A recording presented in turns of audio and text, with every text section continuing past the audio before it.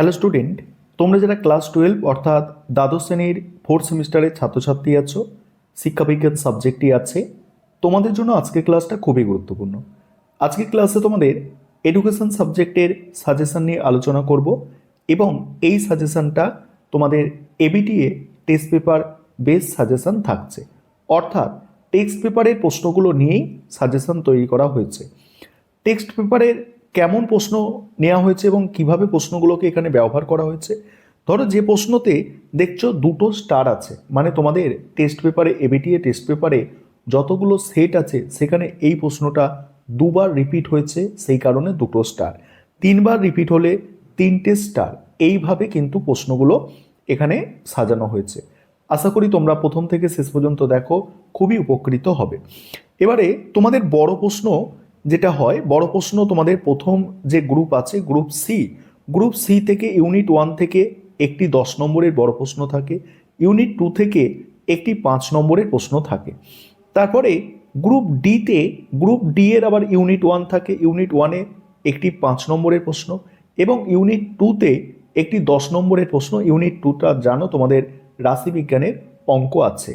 আমি তোমাদের এই তিনটে ইউনিট অর্থাৎ প্রথম গ্রুপের দুটি ইউনিট এবং দ্বিতীয় গ্রুপের অর্থাৎ গ্রুপ ডি এর একটি ইউনিটের সাজেশন নিয়ে আজকে আলোচনা করব। দেখো, ইউনিট 1-এর 10 নম্বরের জন্য যে প্রশ্নগুলো তোমরা তৈরি করবে, শিখন কাকে বলে, পরিণমন কাকে বলে, শিখনে পরিণমনের ভূমিকা আলোচনা করো। এর সঙ্গে অথবার প্রশ্ন আছে শিখন ও পরিণমনের সাদৃশ্য ও বৈসাদৃশ্য আলোচনা করো। পরের প্রশ্ন অন্তর্দৃষ্টিমূলক শিখন কৌশল কি, এই শিখন কৌশলের বৈশিষ্ট্যগুলি উল্লেখ করো। এর সঙ্গেই আছে প্রচেষ্টা ও ভুলের শিখন ও অন্তর্দৃষ্টিমূলক শিখনের মধ্যে পার্থক্য আলোচনা করো।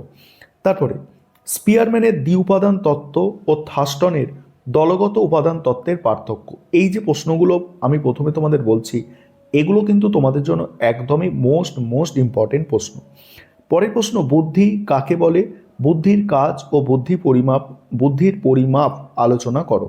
নেক্সট সৃজনশীলতা কাকে বলে, সৃজনশীলতার বৈশিষ্ট্য ও শিক্ষাগত তাৎপর্য আলোচনা করো।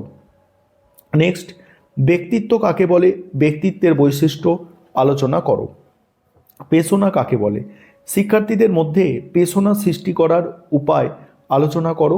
প্রসঙ্গক্রমে পুরস্কার ও শাস্তির ভূমিকা লেখো। তারপরে গেস্টাল মতবাদের মূল কথা কি, গেস্টাল তত্ত্বে শিক্ষাগত তাৎপর্য ব্যাখ্যা করো। নেক্সট আছে দেখো, স্মৃতি কাকে বলে, উত্তম স্মৃতির লক্ষণ ও বিস্মৃতির কারণ আলোচনা করো আর স্মৃতিবৃদ্ধিতে শিক্ষকের ভূমিকা লেখো। তারপরে বুনারের শিখন তত্ত্বের প্রধান নীতিগুলি আলোচনা করো। এর সঙ্গেই আছে ভাইগার্সকির শিখন তত্ত্বের সমাজ ও সংস্কৃতির ভূমিকা ব্যাখ্যা করো। এখানে তোমরা দেখতে পেলে 10টি প্রশ্ন তোমাদের এবিটি এর যে টেস্ট পেপার আছে সেখানে রিপিট হয়েছে।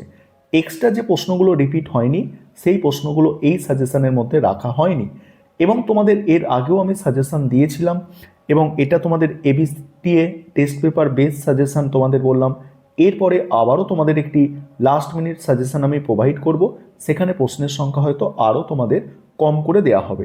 তবে এখানে যে প্রশ্নগুলো 2টো বা 3টে স্টার আছে সেই প্রশ্ন কোনোভাবেই স্কিপ করবে না, পারলে এই 10টা প্রশ্ন করো, কারণ তোমরা প্রথম এই সিলেবাসের ওপরে এইচএস পরীক্ষা দিতে চলেছ।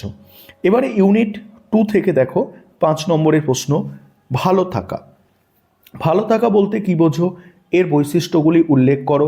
নেক্সট আছে মানসিক চাপ কাকে বলে, মানসিক চাপ থেকে মুক্তির উপায় আলোচনা করো। পরের প্রশ্ন আছে কৈশোরকালের সাধারণ মানসিক সমস্যাগুলি কি কি। নেক্সট আছে দেখো হু ঘোষিত জীবন কৌশল কি, যে কোনো দুটি জীবন কৌশল আলোচনা করো। মানসিক সমস্যা কাকে বলে, মানসিক সমস্যার কারণ ও প্রতিকার আলোচনা করো। পরের প্রশ্ন আছে সহানুভূতি ও সহমর্মিতার মধ্যে পার্থক্য লেখো। কার্যকারী যোগাযোগ কাকে বলে, এর সঙ্গেই আছে ধ্যান কি, শিক্ষার্থীদের শিখনে ধ্যানের গুরুত্ব আলোচনা করো। ব্যক্তিক সম্পর্ক কাকে বলে, এর বৈশিষ্ট্য উল্লেখ করো। জীবন দক্ষতার শিক্ষা কি, এই শিক্ষার প্রয়োজনীয়তা আলোচনা করো। নেক্সট প্রাকৃতিক সান্নিধ্য কাকে বলে, প্রকৃতি ও ওয়েলবিং এর পারস্পরিক সম্পর্ক আলোচনা করো। এবারে গ্রুপ ডি থেকে ইউনিট 1-এ 5 নম্বরের প্রশ্ন আসে এবং ইউনিট 2-তে 10 নম্বরে বড় প্রশ্ন রাশিবিজ্ঞান থেকে আসে, সেটা অঙ্ক।